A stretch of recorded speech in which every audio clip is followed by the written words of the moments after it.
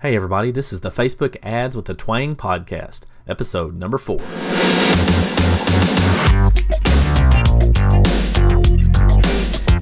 Facebook Ads with a Twang is dedicated to taking the often overcomplicated process of creating simple, successful Facebook ads, breaking them down step by step in less than 10 minutes at a time. Let's get started.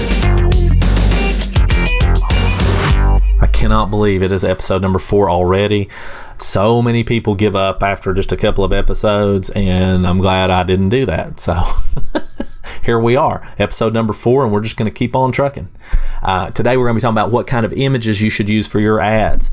And the reason that we're going to address this question is because a good friend of mine who's a business manager for like all these high-powered women entrepreneurs and stuff, she was telling me that a lot of times she gets that question, what images should they use for their ads? And that's a great question. All right, so let's go ahead and talk about it. And the first thing I want to tell you is it's a big old test, so be prepared for that. What I'm going to encourage you to do is really nail down your copy in your ad. All right, make sure you have the copy spot on. It's very compelling for your audience, and then keep that same copy but use different images to test with. You have to establish a control, meaning a baseline of one that's working better than the other. So when you first run ads, you could run just 2 images but the same copy and then test one against the other. And once you figure out which one's working better, then you can obviously drop the other one and then run a test against that one that's working better. And so the first thing I wanted to tell you real quick about images is, remember, you have to understand who your audience is and what purpose you have for the ad. So what I mean by that is that oftentimes we all think we are our own audience, that we know because I'm the people are going to buy from me because I'm exactly where they are, where they were. And sometimes that's true, but remember, you only represent a very small portion of what your audience would look like overall.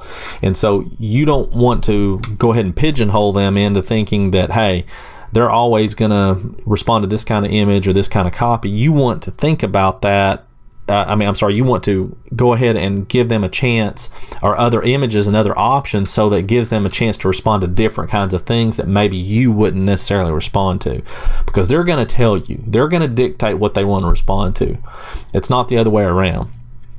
So really good to have an image selection and then a completely opposite image selection of what you think they might respond to. In your ads, should they be congruent? I get this all the time. Should they be congruent with the landing page or not congruent or whatever? And so the answer to that is again, it's a test. You can do it both ways. Everything I'm going to talk about today is really just a test. Okay, I'm just going to give you some different options. The congruency of it, the thought process is if the ad image is congruent with the landing page, then it's an easy flow for somebody to opt in. The thought process behind an incongruent image has to do with, well, if it's a completely shocking kind of image, to get them stop scrolling through their news feeds, so they can click on it and go to the landing page, then that works. Or we can get them to stop and read the ad copy more, then that works. So again, you really want to decide which route you're going to go. What I would suggest initially is go with congruent. Go with a congruent image between your ad image and then your landing page, and then branch out from there. So you can use things like stealth kind of images, which are images that are not designed to look like a stock photo per se. They're more designed to be friendly, open. If somebody was scrolling through their news feed and they saw it, they're like, oh, okay, and not think of it as an ad. So I know that a lot of people say, well, I see ads all the time, I recognize them, and that's true. I see ads all the time too. I was looking at an ad the other day, and I knew it was an ad, but yet it stopped me scrolling down my news feed. So that's kind of the point. And so you really have 2 ways to go about it. You can do it stealth mode, or you can try to go ahead and just blatantly say, hey, this is an ad. And this, either one is okay. If I'm starting out and I don't know which way to go, I'm going to do one of each. I'm going to be one that's kind of stealthy and one that's, hey, this is blatantly an ad. And so something that's blatantly an ad might be, Something like, with text in the ad, asking them to opt in, something like that. I mean, that's obviously an ad. And something stealth might be, a dog, in the image, or some kids, or something like that. That might be more stealthy. Or me and my family, my kids doing something at Dollywood or whatever, something like that. Or me speaking sometimes that's okay. So something you could consider as well as using your face or yourself in the image. The rule of thumb is do you should you do that or not? And the answer, generally speaking, is to a cold audience, no. To a warm audience, yes. It's not universal. And what I mean by that is I have a very good client, and her best image, and this is to a cold audience, is her looking at the camera, pointing like you, pointing as if to say you. And that's her best image. And we have tested it against a bunch of other different images, and that one still converts better than all the rest.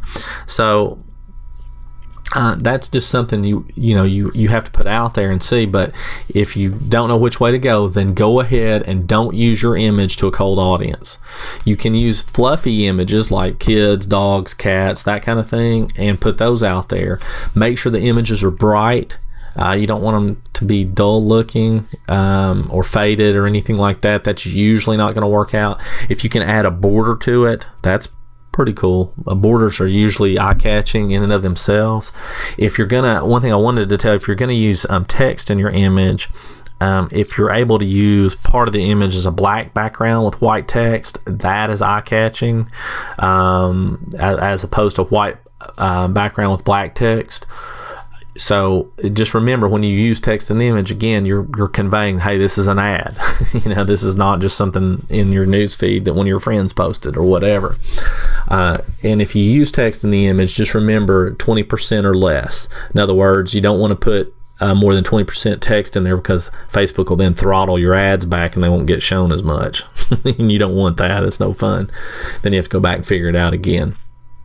Be prepared to test multiple images. So if you're getting ready to run an ad test, make sure that you have at least 4 to 6 images ready. So you can run 2 at a time is fine in each ad set. I mean, you can run all 4 or all 6, but it'll take a bigger budget. As long as you have the bigger budget, that's fine.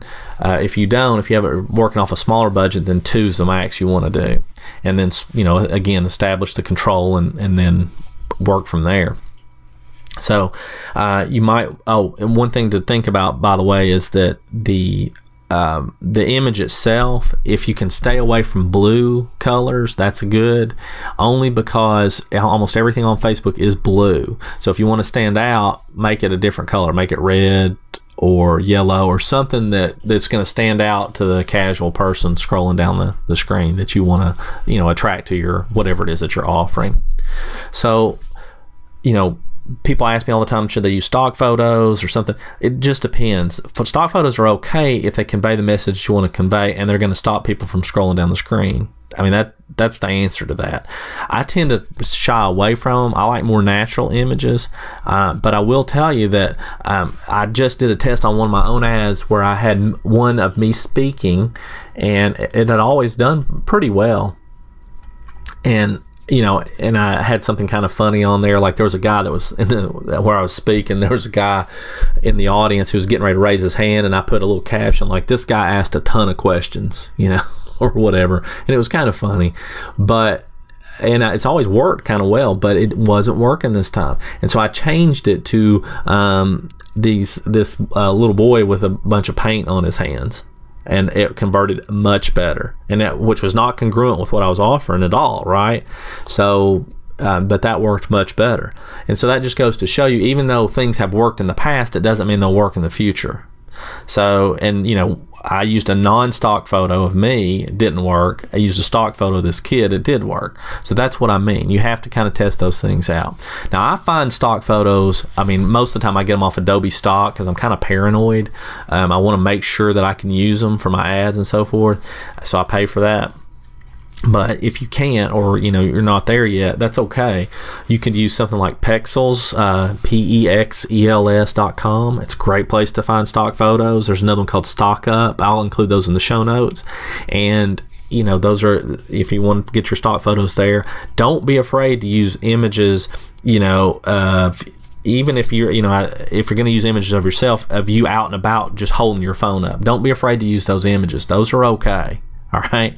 So that's one way you can do a non-stock photo. You can also create an image in Canva, and which is a free tool, canva.com, and with borders and everything. I actually use a tool called Relay That, RELAYTHAT,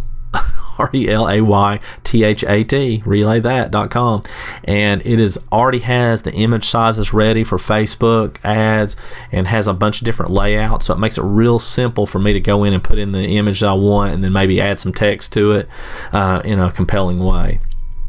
So that's what I use, and by the way, I'm an affiliate for Relay That, but that's just because I use it. I think everybody who signs up is an affiliate, so there you go. I'll include that in the show notes as well. I hope this has been helpful, and I hope you now have some ideas about how to put images in your Facebook ads and which direction you need to go. And if you have any questions, you can reach out to me. You can email me, superman@onefocusmarketing.com. That's ONE focusmarketing.com, superman@onefocusmarketing.com, and I'll be glad to respond to that and get back with you. And if I can do anything else for you, let me know. And I will see you guys on the next episode. Thanks so much.